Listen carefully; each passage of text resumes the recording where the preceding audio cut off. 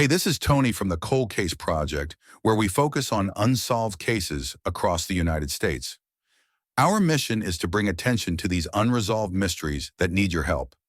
All the information we cover in these cases is readily available on the internet, but we rewrite and repurpose it for the purpose of these videos. Our goal is to spread the word about the thousands of unsolved cold cases still out there. Thank you for watching. If you want to help shed light on these cases, make sure to like and subscribe for more content. Your support can make a difference. The Kansas morning of April 29, 1993, dawned with the promise of routine, a day like any other. For Catherine Adams, a 35-year-old mother embarking on her workday, that promise would shatter before the sun reached its peak, leaving behind a void that continues to haunt Salina, Kansas, to this day. Her disappearance, a chilling enigma woven from bloodstains, an abandoned van, and the desperate search for answers, remains one of the state's most perplexing unsolved cases. Catherine Louise Swenson was born on February 6, 1958, in Atchison County, Kansas, the first child of Harry and Mary Swenson. She was followed a few years later by her sister, Deborah. Harry and Mary were farmers, a life that instilled in Catherine a strong work ethic and a connection to the land. She grew up on the family farm near Lancaster, a small town that felt more like a rural outpost, surrounded by vast farmlands. From her early years, Catherine displayed a passion for music. She sang in the school band and choir, her voice a bright thread in the community's tapestry. Her mother recalled her love for playing the piano, a skill she eagerly sought to learn. Catherine attended Effingham Junior High, where she consistently earned a place on the honor roll. She continued her academic success at Atchison County Community High School, participating in musical performances and becoming one of the first female athletes to letter in the school's expanding girls' sports program. However, beneath the surface of academic and extracurricular achievements, a different story was unfolding. According to her mother, Catherine's demeanor began to shift during her sophomore year of high school. Mary described her daughter as moody and down, revealing a hidden unhappiness that cast a shadow over her teenage years. Catherine's high school years were marked by experimentation with drugs and a few brushes with the law. This led her parents to make a difficult decision, to place her with a foster family in the City of Hope, a significant change that would take her 150 miles southwest. In 1975, for her junior year, Catherine attended Hope Rural High School. It was there that she met Gerald Arthur Adams. Their relationship blossomed quickly, and on October 30th, their engagement was announced. At the time of their wedding, which took place in Atchison on November 2nd, Catherine was 17 years old, and Gerald was 18. The wedding was a family affair, with Catherine's father walking her down the aisle and her sister registering guests. After their marriage, Catherine completed her senior year at Topeka High School, 60 miles from Lancaster. While she had been involved in numerous groups and organizations in previous years, her senior yearbook featured only her portrait. Following graduation, the newlyweds moved first to Abilene, where Gerald's parents lived, and then to Solomon, a town 20 minutes outside of Salina, where they purchased a farm. According to Mary, Gerald worked as both a farmer and a truck driver. She described a positive relationship with him, stating, "Gerald is the nicest, kindest man. He was never a problem. He's probably closer with our family than he is with his own." Later that year, in December, Catherine gave birth to the couple's first and only child, a daughter they named Laura. While Mary spoke fondly of her son-in-law, Laura's account of her childhood painted a different picture. In a rare interview with Aaron Matthews of the Salina Journal in April 2013, Laura described an unhappy home, a facade of normalcy masking a troubled marriage. "They kept it behind closed doors, but I wasn't stupid. I knew what was going on," she said. "There were a lot of facades being played. Truly, to this day, I don't think the rest of the family knows the type of relationship my parents had with me."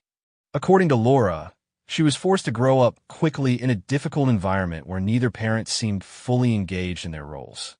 Her relationship with her father was strained, marked by his frequent absences as a truck driver and, when he was home, by his emotional distance. Despite the underlying tensions, the family maintained appearances, pretending to be happy at holiday gatherings and family events. But Laura described the marriage as not a healthy relationship at all.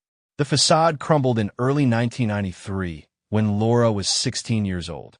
According to the Salina Journal, Catherine arrived home one evening, accompanied by sheriff's deputies, who stood watch as she and Laura packed what few belongings they needed and left their home in Solomon for the final time. Laura recalled the abruptness of their departure, leaving behind cherished mementos and family photographs.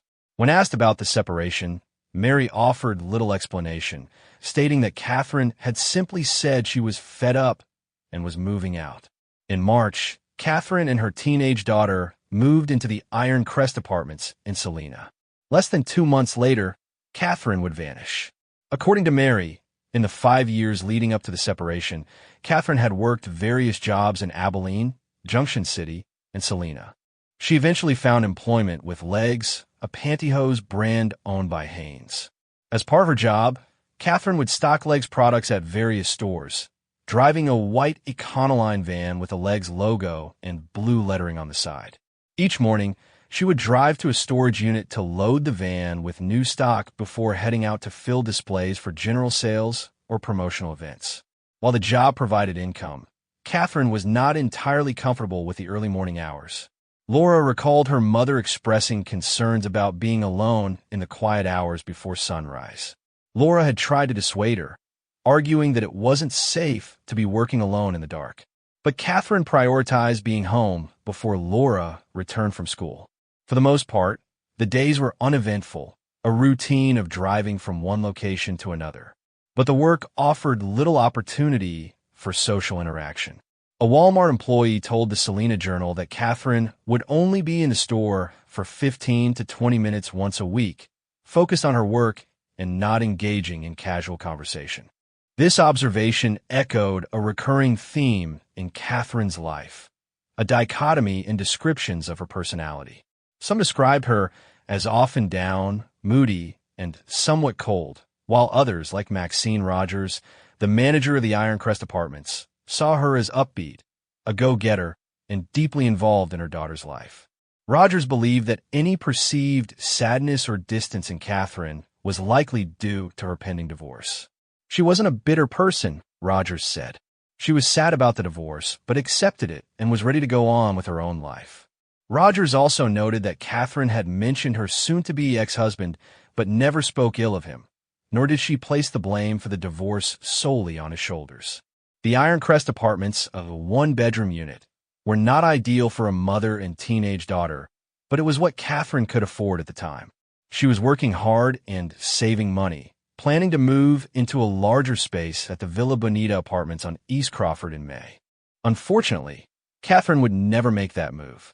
On the morning of Wednesday, April 28th, Catherine left the Iron Crest Apartments just after 4 a.m., as was her normal routine. She picked up stock from a storage unit on Centennial and made her usual stops throughout the day. According to her boss, the day proceeded as normal. After work, Catherine returned home to prepare for an evening out. She had plans to see a play with friends at the Salina Community Theater. Back at Iron Crest, she ran into Maxine Rogers, and the two chatted briefly. Rogers recalled that they discussed Catherine's piano, which she had saved up to buy, but now feared might not fit in her new apartment. When I left her Wednesday, she was talking about that, Rogers said, and she was saying she needed to hurry and put on her face because people were waiting for her to go to the play. The two parted ways around 6 p.m. Catherine went out for the evening. Returning home around 11 p.m., mother and daughter talked for a while before going to bed, both facing early starts the next day, Catherine for work and Laura for school. Sadly, this would be the last time Laura ever saw her mother. The next morning, Thursday, April 29th, Catherine left for work before sunrise. When Laura returned home in the afternoon and found her mother absent, she wasn't immediately alarmed. Perhaps work had run late, or she had made plans with a friend, or was finalizing details for the new apartment. But as day turned to evening, and evening to night, Laura's worry began to grow. She drifted off to sleep, but when she awoke on the morning of Friday, April 30th, and found no indication that her mother had come home, she knew something was wrong. Laura called some of Catherine's coworkers to see if they had seen or spoken to her in the past 24 hours. It was then that she learned that not only had her mother not been seen, but she had also failed to make any of her deliveries on Thursday. Laura contacted the police, and at approximately 11 a.m. on April 30th, the Salina Police Department issued a be on the lookout order for Catherine and her white van. The initial interview with Laura was filled with pain and confusion. She described herself as being in shock and beginning to question the motives of everyone in her life. Police were able to piece together Catherine's morning routine, which led them to the storage facility. Triplets Mini Storage, as it was called at the time, was located near the intersection of Magnolia and Centennial, about 4 miles south of Catherine's apartment. Upon arriving at the scene, police found evidence that indicated someone had been seriously injured. A large pool of blood lay just outside the open door of one of the units, and a smaller amount of blood was found inside. At the time, Lieutenant Dean Bonowitz of the Salina Police Department told the Salina Journal that robbery did not appear to be a motive, as nothing seemed to be missing from the storage unit. Bonowitz also stated that no bullet holes were found, either inside or outside, nor had a weapon been recovered. When asked if there were signs of a struggle, Bonowitz stated that they had nothing to indicate that. However, 12 years later, Lieutenant Scott Simpson contradicted those statements in an interview with KSNT-TV. According to Simpson, evidence at the scene did show that a struggle had taken place. In addition, bullet fragments were recovered from the storage unit, leading police to believe that someone had been shot at the scene. It was also said that it appeared someone had attempted to clean up, as only some fragments were recovered and no shell casings. The theory at the time was that someone had been lying in wait at the storage unit, and when Catherine began loading her van, she was attacked. After being shot, she was likely moved into the back of the van, and the assailant drove off. At approximately 6 p.m., while the storage unit was being documented and analyzed, reports came in that officers had located Catherine's work van 3 miles to the north in the parking lot of Russell's Restaurant, located at 649 Westport Boulevard. The restaurant was closed for remodeling at the time. Inside the rear section of the van, investigators found more blood. The van also had a large amount of mud kicked up along its lower exterior and above the wheel wells, indicating that it had been driven off-road at some point after Catherine's disappearance. This discovery presented a significant challenge. As Saline County Sheriff Darrell Wilson later explained, with a county that's 30 miles long and 30 miles wide, and that has 1,100 miles of road, it's difficult to do an adequate search unless you have a specific place to look. If a body is off the road or buried, you're never going to find it. After the discovery of the van, police worked quickly to disseminate information to the media. A picture of Catherine was released to the public, along with physical descriptions of both her and the van she was driving. The hope was that locals might have seen Catherine or the van on Thursday, April 29th. While police had reason to believe something terrible had happened, they did not reveal the extent of their fears at the time. Assistant Police Chief Glenn Kokonowski told the Salina Journal, "We have no idea what could have happened to her. We need help. Anyone who has information about the van or who has information, no matter how insignificant they think it may be, should call us." At the same time, samples of the blood found at the storage unit and in the van were sent to the Kansas Bureau of Investigation to determine whether or not it belonged to Catherine. Investigators also began interviewing everyone in Catherine's life. In an article dated May 2nd, 2 days after Catherine was reported missing and 3 days after she was last seen, it was noted that police had interviewed Gerald and that, at the time, he was not considered a suspect. Through their interviews, police determined that it was highly unlikely Catherine would have run off somewhere. Multiple people emphasized that she would never leave her daughter behind. The amount of blood found also made it unlikely that she had gone anywhere on her own. At that point, the investigation took on a more somber tone. Lieutenant Bonowitz told the media on May 3rd, "We fear she is probably deceased, but we still hope to find her alive."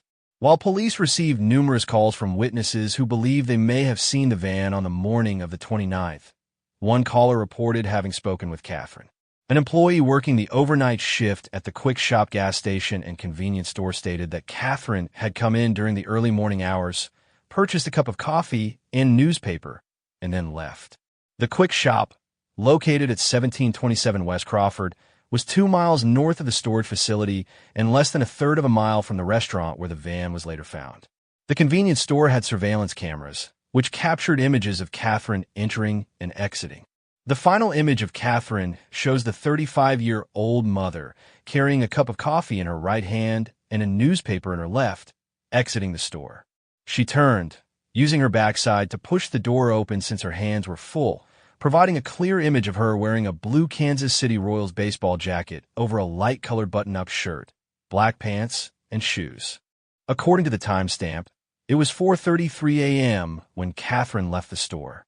Police believe that she had likely stopped for her coffee and newspaper and to gas up the van before heading toward the storage facility to load up for that day's deliveries. This information helped narrow the window of her disappearance. Police believe that Catherine had likely been abducted between 4:30 and 5:30 a.m. At that point, investigators began to believe they were more likely looking for a body than finding Catherine alive. Investigators began checking dirt roads and farmland, looking for spots with flattened grass or tire marks indicating that someone may have driven through. But the arrival of spring rains was washing away any potential evidence.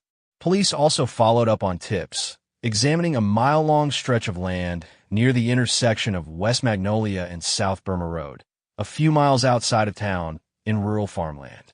This search was initiated after a woman called in claiming to have seen a white van in that area the morning Catherine vanished. Nothing came of that search, nor another executed at a railroad boxcar 15 miles north of Salina, near the town of Bennington. At one point, the Topeka Police Department loaned out a helicopter which flew over the fields and farms surrounding Salina, utilizing thermal imaging. However, this search yielded no results and would only have detected body heat if someone were alive. While searches turned up no sign of Catherine, Assistant Chief Kokonowski told the Salina Journal that on Tuesday, May 4th, investigators had found a set of keys believed to belong to her. However, Kokonowski did not reveal details about the keys or the area in which they were recovered. Tips continued to come in, but as time passed, the information became less useful and more focused on rumors circulating in the town. Every day seemed to bring a new story of a body being found and whether it might be Catherine. For the most part, police remained quiet, hoping the rumors might reach the killer and cause him to reveal himself. Early on, investigators were extremely tight-lipped about the information they released. However, some details did emerge. Catherine had filled the gas tank of the van that morning at the Quick Shop, which allowed investigators to estimate how far the van had been driven. Whether or not they had knowledge of the van's mileage prior to that morning to help corroborate the distance has never been revealed. Today, police will not comment on that distance, though a number emerged at the time, allegedly being 60 miles if true, that would imply the killer could not have traveled further than 30 miles away before returning and dumping the van. Unfortunately, a 30-mile radius around Salina encompasses a vast area of dirt roads, farmland, and several ponds and bodies of water. As May turned to June, tips began to dwindle, and investigators struggled to develop new leads. They re-interviewed people in Catherine's life and followed up on the few tips they received, but the case was growing cold. In early June, Catherine's family offered a reward of $1,000 for information leading to an arrest and conviction in the case. In an interview with the Salina Journal, Catherine's mother, Mary, explained that while she had a rocky relationship with her daughter over the years, they had been talking more often and building a better foundation for a brighter future. Mary described her reaction to the disappearance, saying that for several weeks, she found it difficult to get out of bed. Police had told her there was a high likelihood that Catherine had been killed, but Mary refused to accept that until it was proven true. Until that day, she believed her daughter had just as much chance of being alive.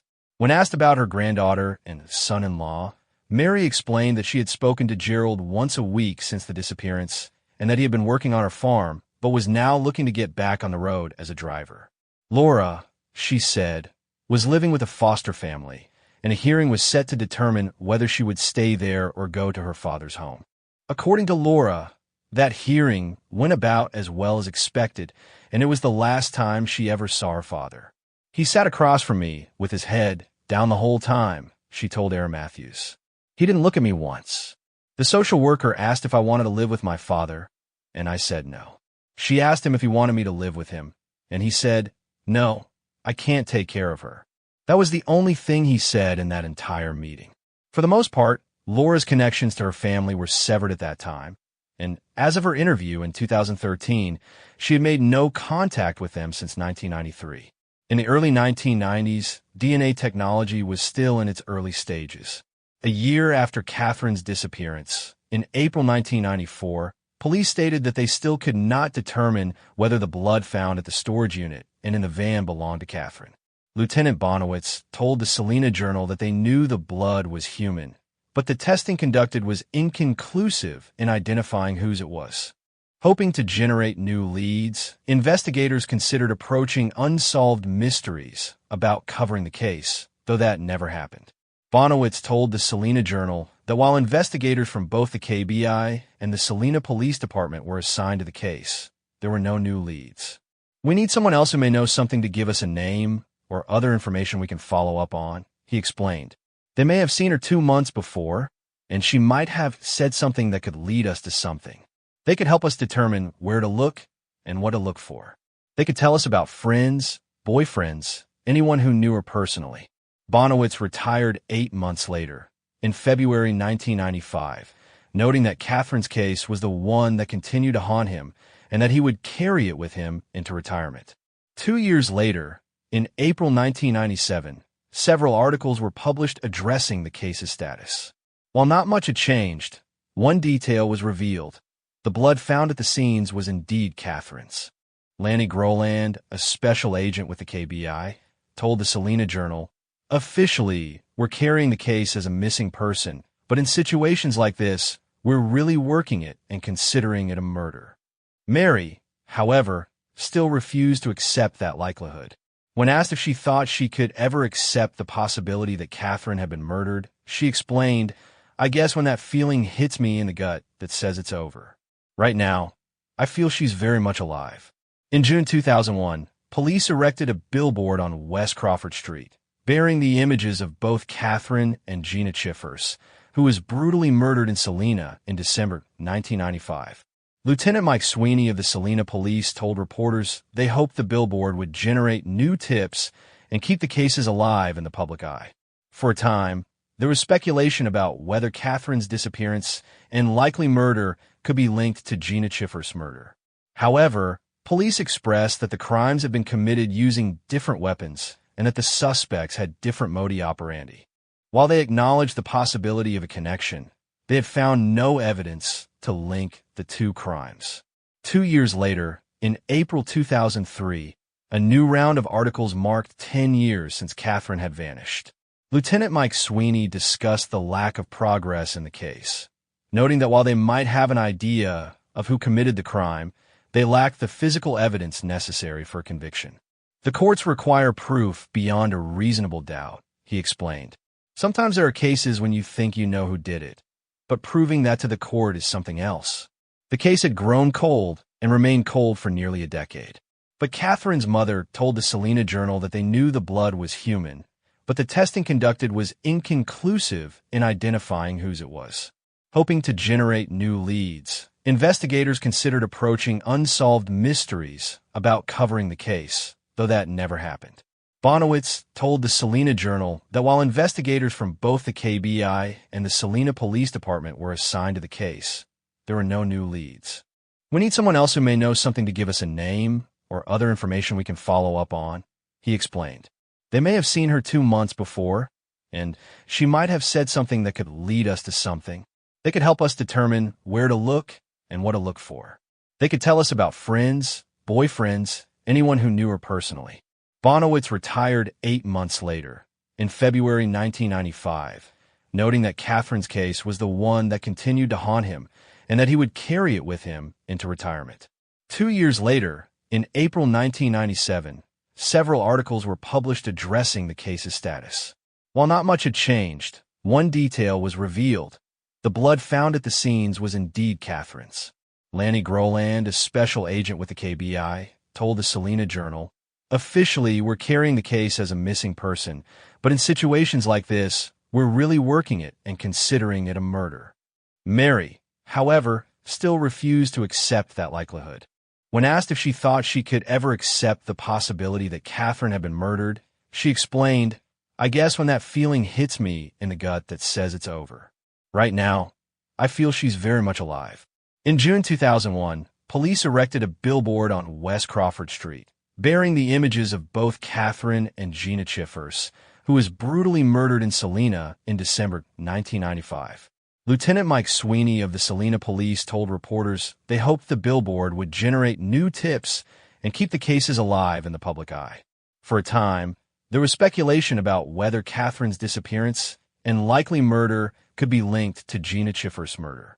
However, police expressed that the crimes had been committed using different weapons and that the suspects had different modus operandi. While they acknowledged the possibility of a connection, they had found no evidence to link the two crimes. 2 years later, in April 2003, a new round of articles marked 10 years since Catherine had vanished. Lieutenant Mike Sweeney discussed the lack of progress in the case, noting that while they might have an idea of who committed the crime, they lacked the physical evidence necessary for conviction. "The courts require proof beyond a reasonable doubt," he explained. "Sometimes there are cases when you think you know who did it, but proving that to the court is something else." The case had grown cold and remained cold for nearly a decade. But Catherine's mother, Mary, never gave up hope. She continued to hold out hope that Catherine was still alive and would one day return home. In an interview with the Wichita Eagle in 2008, Mary said, "I have to feel that way. What else can I do? If I thought she was dead, I'd probably go out of my mind." In 2013, the Salina Journal published a series of articles revisiting the case on the 20th anniversary of Catherine's disappearance.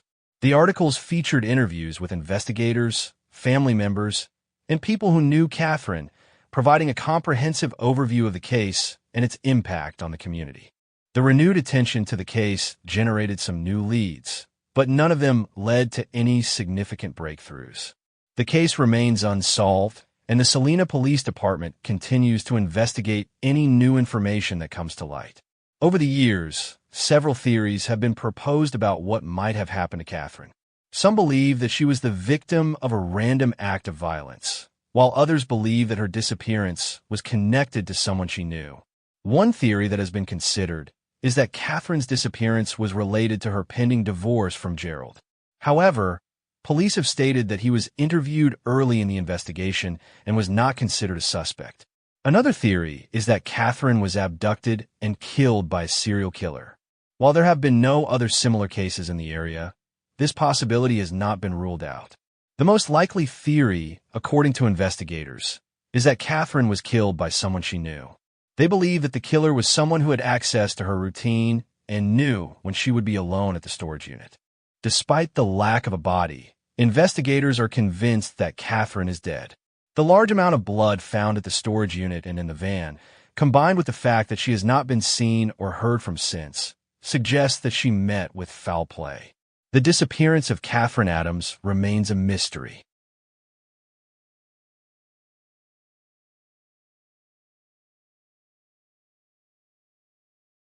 The evening of August 6, 1984, seemed like any other for Eugene Brin. He was last seen at his home in the 600 block of Westridge in Hutchinson, Kansas, at 9:30 p.m. Branton, a hardworking employee at the Farmarco elevator, had a routine, a life that included his work and his family. The next day, however, that routine was shattered. Branton's supervisor reported him missing after he failed to show up for work. The news of Branton's disappearance sent ripples of concern through his community. When police officers arrived at his residence, they were met with an unsettling scene. The house was unlocked, and the lights were on, as if he had simply stepped away for a moment.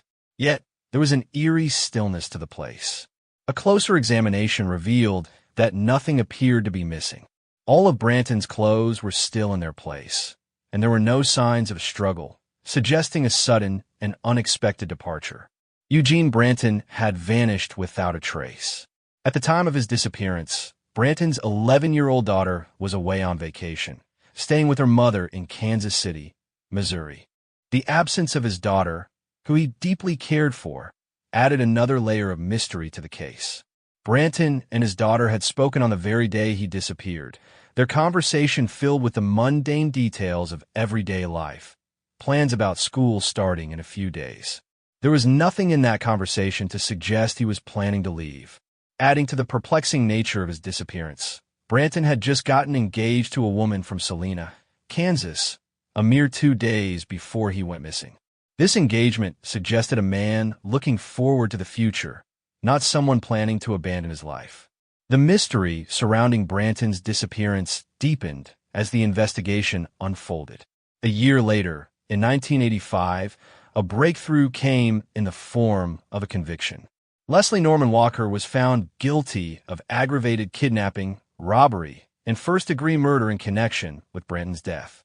Walker's accomplice, George Taubert, was granted immunity from prosecution in exchange for his testimony against Walker. Taubert's testimony painted a disturbing picture of greed and violence.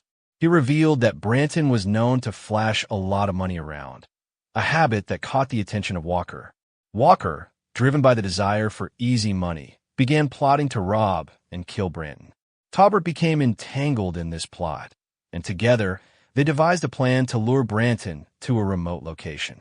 The two men lured Branton west of Hutchinson under the false pretense of wanting to buy a horse. Once they had him in a secluded area, their true intentions were revealed.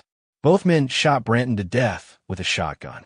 After the brutal act, they stole $270 in cash and several guns from him. The callousness of the crime was compounded by Walker's actions afterward. He later told Taubert that he had moved Branton's body and concealed it under a pile of rocks. However, he refused to disclose the exact location, ensuring that Branton's remains would remain hidden.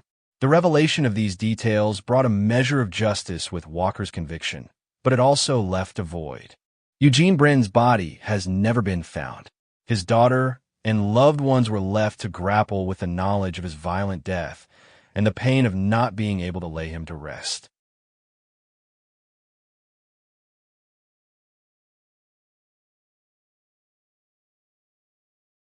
On February 23, 1999, star Boomer's life took a tragic turn when she visited Uncle Mike's bar in Kansas City, Kansas. What began as an ordinary day ended in a mystery that continues to haunt her family and the community. Star had arrived at the bar with her roommate, Carolyn Marshall. As the two women settled in, a disturbing incident unfolded. A male stranger, for reasons unknown, threw Boomer off her bar stool. The sudden and unprovoked attack left everyone in shock. The attacker was quickly removed from the establishment, but the brief moment of violence foreshadowed the sinister events to come. Marshall, concerned for her friend but with other obligations, decided to leave after finishing her drink. Before departing, she asked the bartender to keep a close eye on Boomer, with plans to return later to pick her up. It was the last time Marshall would ever see her friend. When Marshall called the bar later that day, she received a vague and unsettling response. Boomer had already left, reportedly in the company of two men. Boomer was carrying a purse with $80 cash at the time of her disappearance. Boomer's failure to return home or contact anyone raised immediate alarm. Her loved ones knew this behavior was completely out of character. Marshall reported her missing 5 days later. The initial investigation focused on Uncle Mike's bar. Authorities interviewed witnesses at the establishment, and their accounts painted a disturbing picture. Witnesses revealed that Boomer had been involved in a violent altercation with another patron.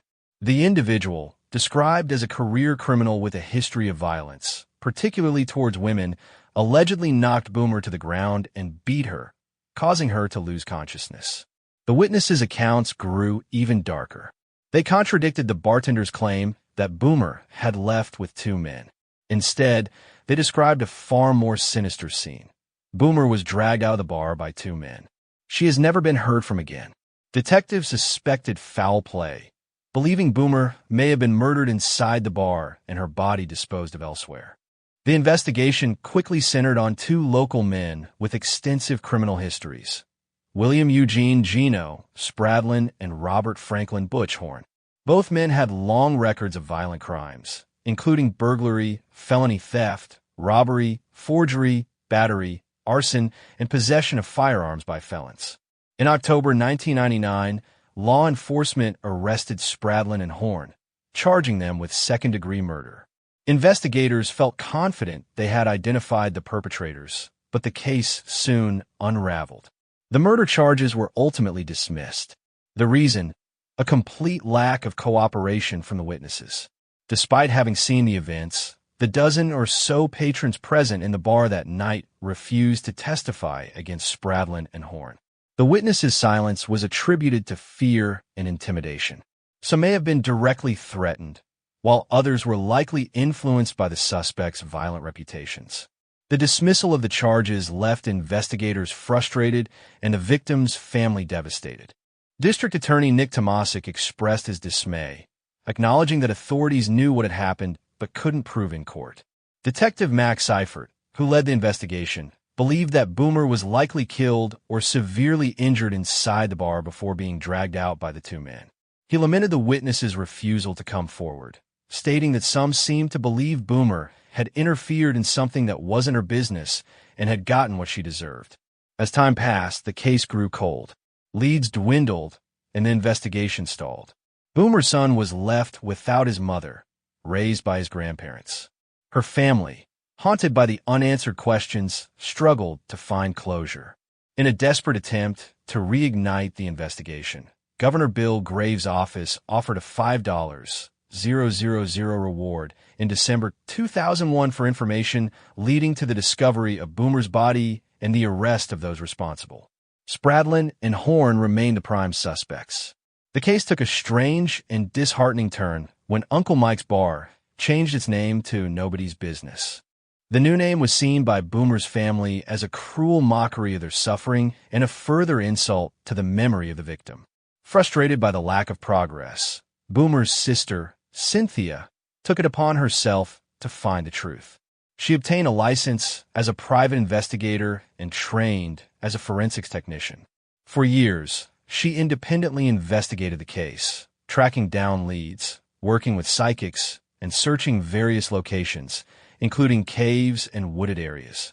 In 2006, Cynthia spoke to the Kansas City Kansan, expressing her frustration and pain. She revealed that investigators had wanted to conduct a forensic sweep of one of the suspect's trucks, but were unable to obtain a warrant.